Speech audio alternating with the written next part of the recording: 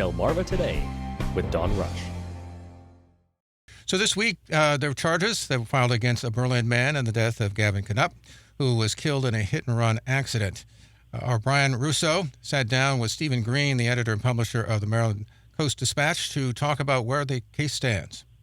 To talk about the big news of the week, the charges finally being filed in relation to a hit-and-run accident that has captivated the entire region, as many people have been calling for months for justice for Gavin. Steve Green, who's been the journalist at the front and leading the pack in the coverage of this story since that fateful evening in July of 2022, joins me to talk about these charges that have been levied against a 22-year-old man, local man. Steve, welcome. And it's been a busy week, hasn't it? It has. Thanks for having me, Brian.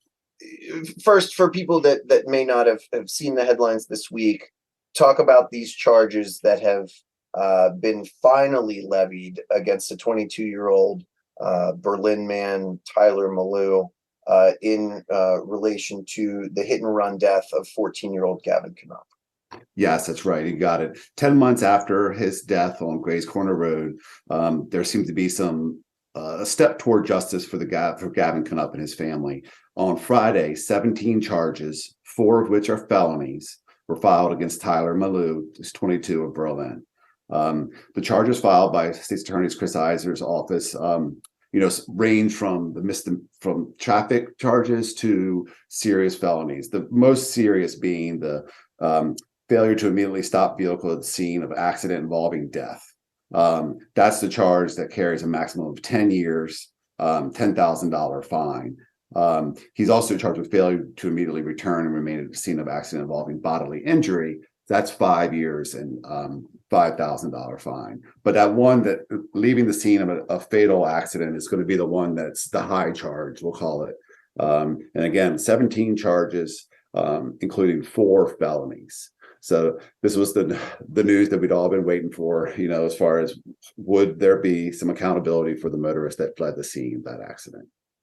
The big thing, and obviously in a big story like this, people take to the internet and they become, sort of law and order armchair lawyers, if you will.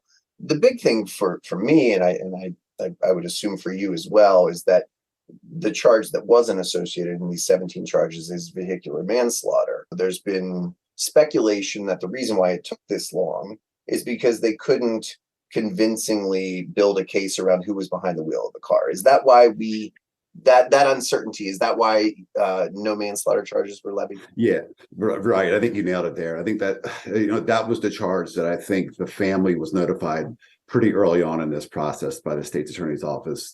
That was going to be a charge that was not going to come. Tiffany Knupp was on WBOC this week and was asked specifically about that. And while it was a bitter pill to swallow, they did not have any aspirations that charge was going to come. They were pretty much informed early on not to expect that charge. So, it's not, I don't think it's the fact is, there was a lot of speculation on whether alcohol was involved. That would obviously have brought a higher charge as well. That may have been part of the manslaughter deal at the time, but however many these days went by. So alcohol, if it was involved, was not going to be able to be proven. So there seems to be peace on the family's part, to accept that this is what the highest charge that could possibly come. They have from the get-go stood by the state's attorney's office and supported police, to their credit.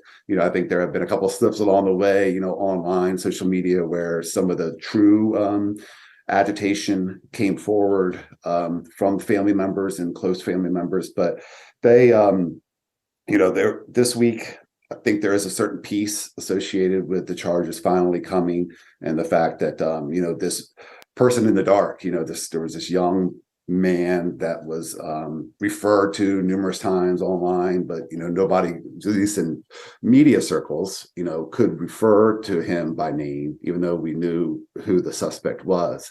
So at some point, there's a little bit of it's nice to see that the charges have finally come forward. The individual has been named. This is a first step. Remember, this is it's many months have passed, but this is the first step along the way. And, the family attorney issued a really interesting statement, kind of confirming that this is a multi-pronged thing here. He says, this is from Neil Dubowski.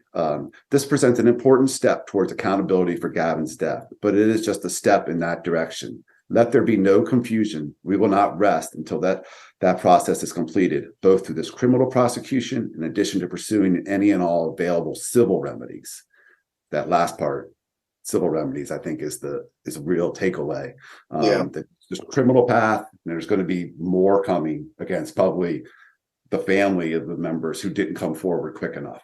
Right. So you're implicating potential wrongful death suit.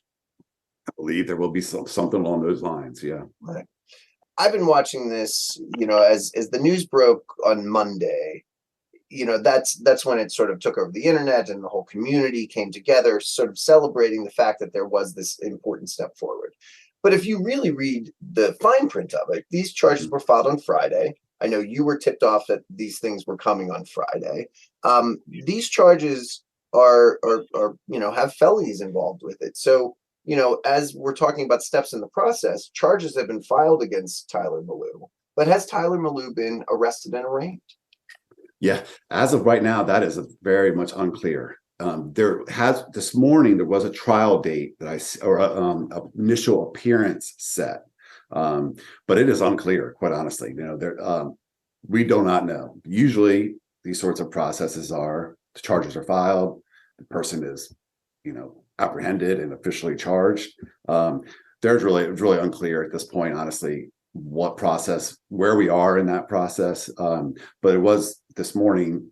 We have not seen an attorney appearance filed yet online for Mr. Malou, which is an interesting piece as well. But there is an initial appearance set now for the end of this month, which is probably an indication that this process has moved forward, but it has been a little bit strange, in the fact that we don't know at this point if he has officially been served with these charges. And what does State's Attorney Chris Heiser say when queried about that question mark? She is not able to comment. It's an active, ongoing case and an investigation. She's been pretty much clear on that from the get-go. She will not be, answering questions about this because she doesn't want to jeopardize the case. Sure, but you've been covering cases like these for a long time, and I have too. And this just feels weird, doesn't it? Yeah, it is. From the get-go, it's just been, weird. We're intelligent people. We should probably come up with a better word than that. But yeah, I know. But it's odd and it's unsettling, and it does continue to add a stigma to this really tragic story, and how it's really sweeping through an entire community. So let's continue on with looking ahead. Obviously, this first step, is going to be the first step in a very long journey. Do you believe that this will ever really go to trial? Will there be a plea? That's one big question. The other thing is, if there is a trial, will it be in Worcester County? Will Mr. Malou be able to get a fair shake in such a public forum and in a story that has become so widely known? What's your thoughts on those two bits? Yeah. So the first part being, will it make it to trial? That is honestly, when I first looked at this, I called a couple attorney friends, and my sense was just got plea bargain written all over it. But because of the high nature, visibility of the situation, and the fact that this community has been taken over by this case, in many ways, it's touched so many people, schools, restaurants.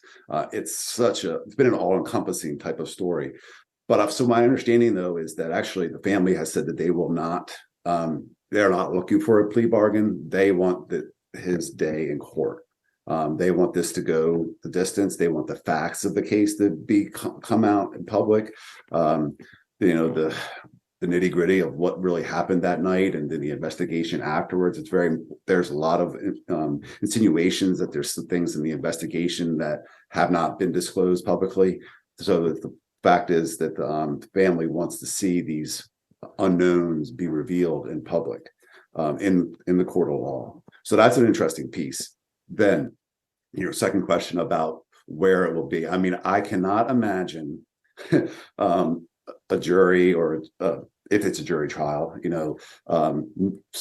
finding people who aren't aware of this case. And so, yeah, I mean, you would think there's certainly precedent for relocations for these sorts of cases. It's too early in the process to know at this point, but my gut would think that it may be kicked off the shore because it's so high profile. But again, so there's that piece of I thought it was going to be a plea bargain. We understand the family is not interested in a plea bargain, and then it's okay if it is going to go to trial. Can it be here? If it's not going to be here, it's certainly not going to be on the shore. It would be Western Shore. So these are things that will certainly be, we'll know that stuff sooner than later. There again, no trial date been set, but there has that initial appearance at the end of the month. When you spoke to the lawyer friends, and I've had some conversations with attorneys that have been closely watching this case as well this week, and then of course the timeline goes to, well, if there is a day in court, when might that be? And realistically, with the charges that are on the table, there are people that are quietly speculating about what this might look like and at the end. What's the sense you're getting from some of the attorneys, both on timeline of day in court and what this verdict might end up being realistically? Yeah, I don't really. I wish I had a better answer for the timeline of what it would be, but I do think that the family wants jail time. There's no question about that. I think that's going to be ultimately be what the outcome that they are seeking. So, to me, it would be the plea bargain might have been the potential route because, that would presume admission of guilt and then a sentence of jail time. But again, they're not interested in that. It appeared to be at this point in time. It's certainly fresh and raw. But yeah, I wish I had more answers to the questions. Those are all great questions, and I just don't really know at this point in time. Yeah, I mean, it's an evolving story. In all your years of covering things down here, obviously you've covered, murder trials and really massive political stories. This story just feels very unique in a lot of different ways. Talk about that, and sort of being a part of something that has captivated so many different levels of this community in such a raw way.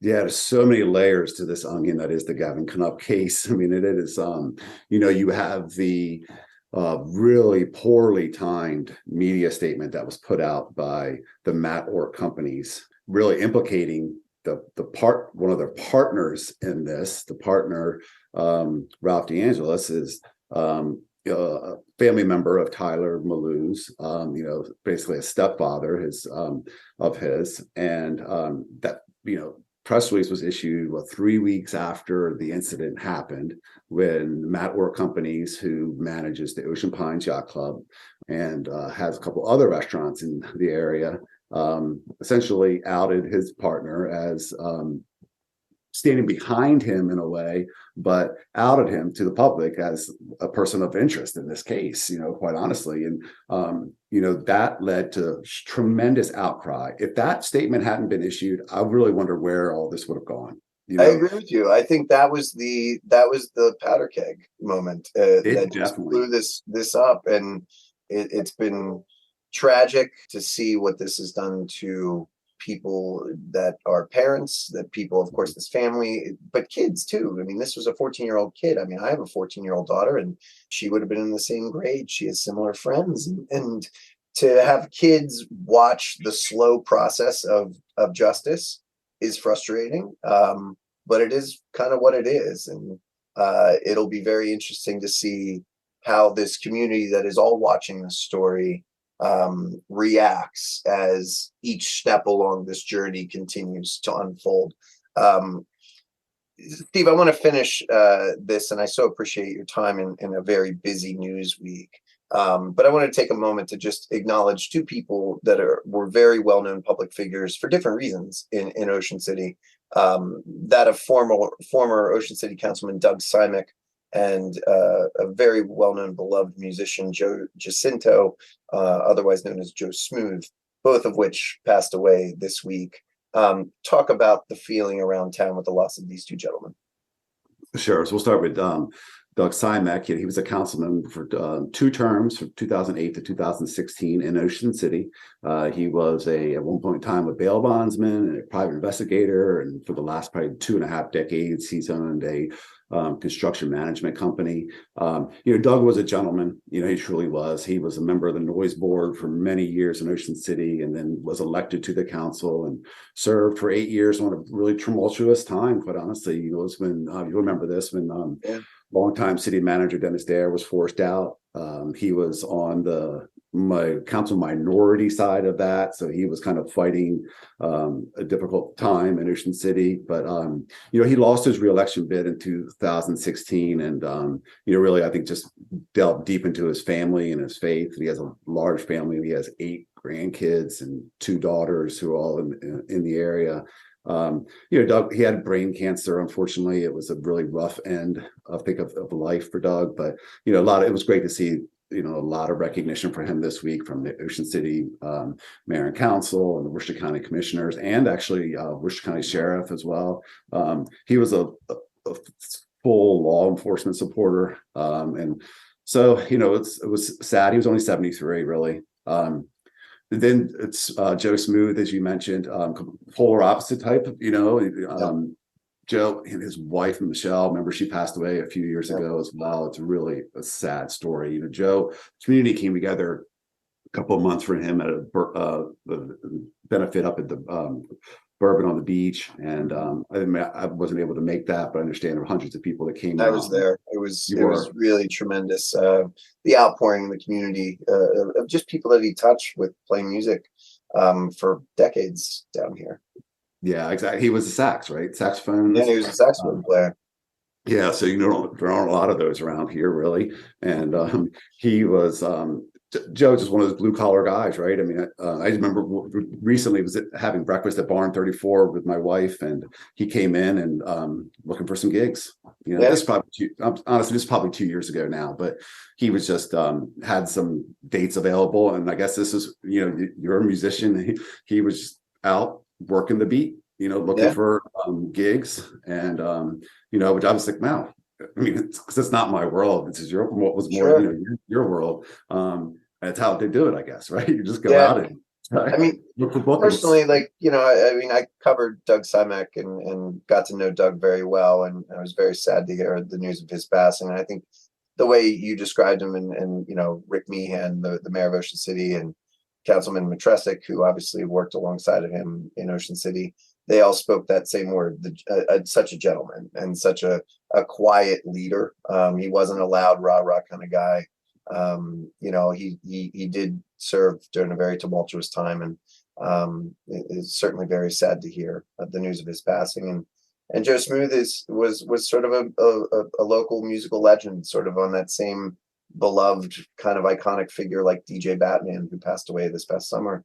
Joe Smooth was a working musician, and everybody loved him. So in a very busy news week, it is nice to tip your hat to some people like that who did make an impact on the community. And I definitely want to thank you, Steve Green, for making the time in a very busy news week to take a second and give us some context to not only beloved figures, but also very integral news stories. So thanks for the time this week. Thanks, Brian, for having me. Steve Green is the publisher and the editor of the Maryland Coast Dispatch. My name is Brian Russo, and you're listening to Delmarva Today. Thanks for listening.